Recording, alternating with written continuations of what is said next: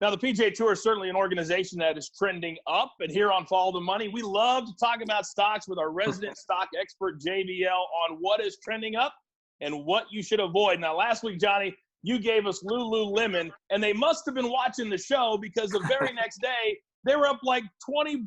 How did you pick that? They had a great acquisition. They got a great strategy going forward. You know, that's why I like what Nike is doing going forward, why I don't like Under Armour, why I like stocks like DraftKings, but I think you can buy it at a cheaper valuation because value has kind of gotten ahead of itself right now. Here's the thing I think right now, Coach, because you look at the stock market is at a record high. There, several of the markets are. Why is that so? The simple old axiom of stock market strategy, don't ever fight the Fed. The Fed has made interest rates at zero. The Fed is pumping tons of liquidity. In 2008, 2009, you couldn't sell a stock. That's why it just plummeted. There's tons of liquidity now. But you look at the competition.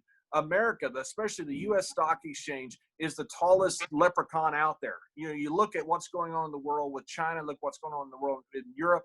You have problems right now between Israel and Iran again. A lot of issues going on around the world. America's economy, we have 11% unemployment, but it's still the best thing out there because of the Fed. So that's why so much money is chasing yield right now. And one thing that's not going to change with all this chasing is streaming.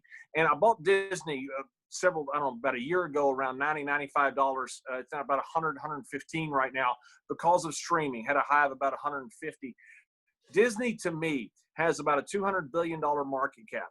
Netflix has a $210 billion market cap. I think Disney streaming alone can be as big as Netflix. And then you get the ESPN, you get National Geographic, you get everything else that Disney has, the theme parks, for free with that.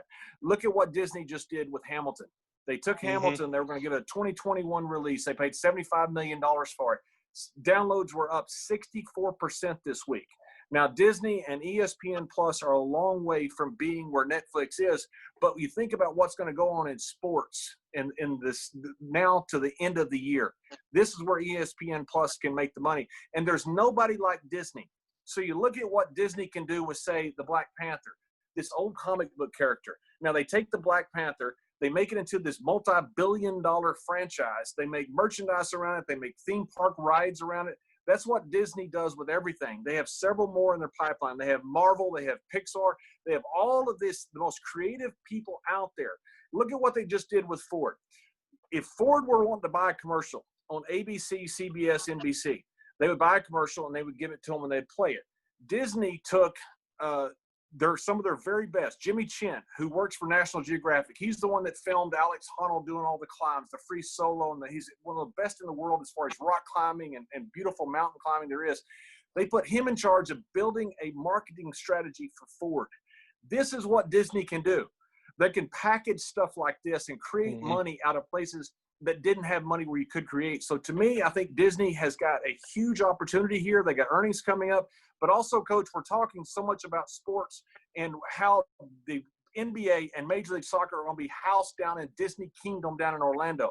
Now, the Toronto Raptors, something you just told me before this segment, Coach, to give you full credit, went down there 2 weeks before the quarantine, not one case of COVID. Now, in the Premier League, they've tested almost 2,000 players recently in their 12th test, no cases of COVID. If Disney can pull this off, they are going to do gangbuster business. If they don't, it's going to hurt them. It creates a buying opportunity. I think Disney's rolling the dice a lot with this, but I think it's a smart roll they got. To me, I like Disney for a stock that you would buy, say, for the next 4 to 5 years. If it goes down, I think you buy more. All right, there you have it from JBL. He is the man every single week. If you don't buy what he's selling, then you're just not making money or you're just not following the money.